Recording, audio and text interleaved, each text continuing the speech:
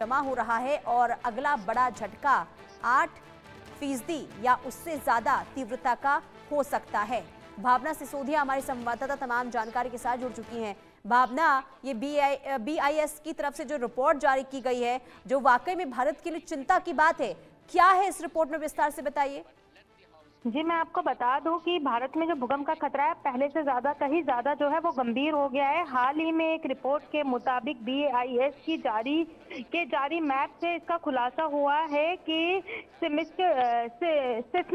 Jones map ने एक तरह से पूरे देश को हिलाकर रख दिया है। इस नक्शे में हिमाचल की पूरी श्रृंखला कश्मीर से अरुणाचल प्रदेश तक अब सबसे ऊंचे खतरे वाले जोन यानी कि 6 में आ गई है। इस तरीके से इस जगहों पर रहने वाले लोगों के लिए ये अलर्ट है। वहीं मैप के मुताबिक ये इतना बड़ा बदलाव है कि देश में 61% इलाका कम और ज्यादा जोखिम वाले जोन 3 से 6 में चला गया है, जबकि 75% आबादी वाले ऐसे क्षेत्र में रहते हैं जहां भूकंप का असर जानलेवा साबित हो सकता है। अगर बात की जाए पुराने नक्शे से तो हिमाचल को जोन 4 से 5 में बांटा गया था, लेकिन नई रिसर्च ने साफ कर दिया है कि 200 साल से जो प्लेट्स लोग थे यानी कि तनाव जमा हो रहा था, इसका जो तनाव लगातार बढ़ता जा रहा है और इसको लेकर जो है भूकंप का खतरा पहले से ज्यादा हो गया है। वहीं अगर अगला भूकंप का झटका भारत में आता है तो उम्मीद लगाई जा रही है कि उसकी तीव्रता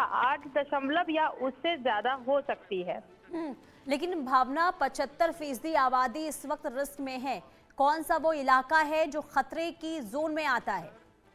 जी देखिए, बात बिल्कुल सही है। अगर बात की जाए तो जिस तरीके से खतरा पहले से कहीं ज्यादा हो गया है, वहीं पूरे देश को जो है मैप ने हिलाया है। वहीं 75% आबादी पर भूकंप का असर जो है वो जानलेवा साबित हो रहा है। और ये जो क्षेत्र है, ये बताया जा रहा है कि हिमाचल की पूर्वी श्रृंखला कश्मीर से अरुणाचल प्रदेश तक का जो है जोन 4 में आ गया, वहां पर जो खतरा जो है वो ज्यादा बढ़ने लगा है। और अगर भूकंप का झटका आता है तो उसकी तीव्रता भी जो है बहुत अधिक हो सकती है, यानी कि 8 से ज्यादा जो है उसकी तीव्रता हो सकती है। ये कहा जा सकता है कि भारत के ऊपर जो है अब खतरा पहले से कई ज्यादा गंभीर हो चुका है।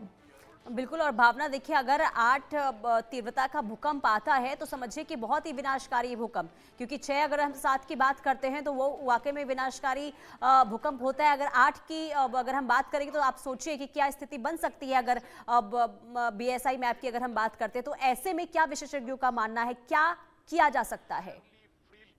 जी देखिए, मैं आपको बता दूं जिस तरीके से ये खतरा मंडराता जा रहा है, जिस तरीके से भूकंप मैप में जिस तरीके से खुलासा हुआ है कि देहरादून, ऋषिकेश समेत पूरे हिमालय पर जो है खतरा बढ़ गया है, तो कहीं ना कहीं इसको लेकर जो है अब अलर्ट जो है वो जारी किए जा रहे हैं। लोगों को पहले से ही अलर्ट दिया जा रहा है और प्रशासन और सरकार द्वारा जो भी महत्वपूर्ण कदम है इसको लेकर उठाने की तैयारी करनी शुरू कर दी है कि अगर इतनी तीव्रता वाला भूकंप महसूस होता है, क्योंकि देखा जाता है कि पहाड़ी इलाकों में जब भी कोई बड़ा भूकंप के झटके तेज महसूस किए जाते हैं और जिस तरीके से साफ तौर पे कहा गया है कि पहाड़ी इलाकों में ही जैसे देहरादून, ऋषिकेश समेत पूरे हिमालय पर जो है इसका खतरा मंडराया हुआ है, तो इसको लेकर पहले से ही अलर्ट देना जारी कर दिया गया है। प्रशासन द्वारा और सरकार द्वारा पहले से ही जो महत्वपूर्ण कदम है उसको लेने की तैयारी जो है वो शुरू हो गई है, क्योंकि देखिए भूकंप के दौरान देखा जाता है कि अलर्ट। दिल्ली हाई कोर्ट का रुख किया है।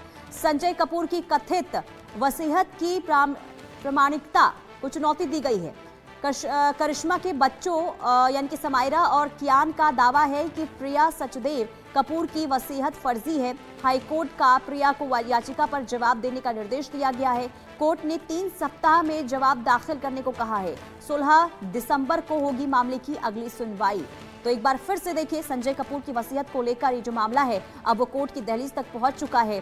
और साथ ही साथ प्रिया सचदेव कपूर की वसीयत फर्जी है, ये उनके बच्चों की तरफ से यानी कि संजय कपूर और करिश्मा कपूर के बच्चों की तरफ से दिल्ली हाई कोर्ट में याचिका दायर की गई है और ये तमाम बातें बताई गई है। हालांकि अब इस पूरे मामले को लेकर अगली सुनवाई होगी 16 दिसंबर को।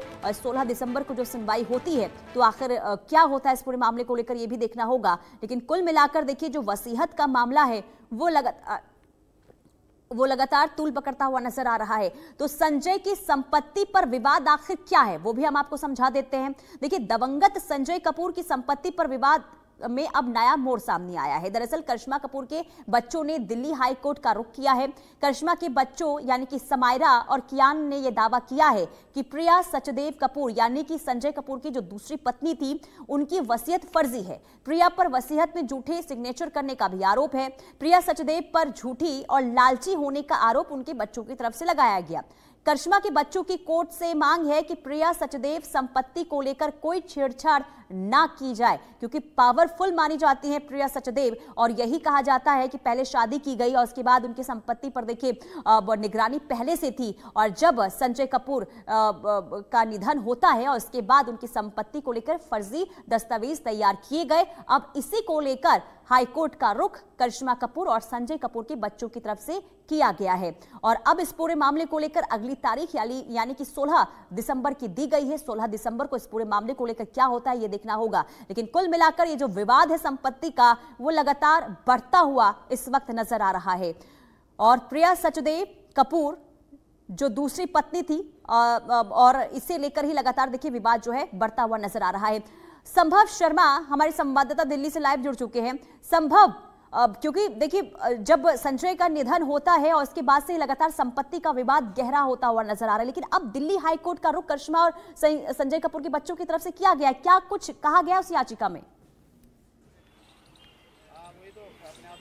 जी बिल्कुल, देखिए दिल्ली हाई कोर्ट का रुख किया गया है और दिल्ली हाई कोर्ट में यह मामला चल भी रहा है। लगभग 3-4 हियरिंग्स हो चुकी हैं, लेकिन अभी ये एक नई पिटीशन मूव की गई है जहां पर करिश्मा कपूर के जो दोनों बच्चे हैं उनका कहना है, उनका आरोप है कि जो विल थी, जो वसीयत थी 330,000 करोड़ का जो प्रॉपर्टी है उसकी जो वसीयत है वो फ्रॉजरी उसमें हुई है और उसमें ये आरोप है कि वो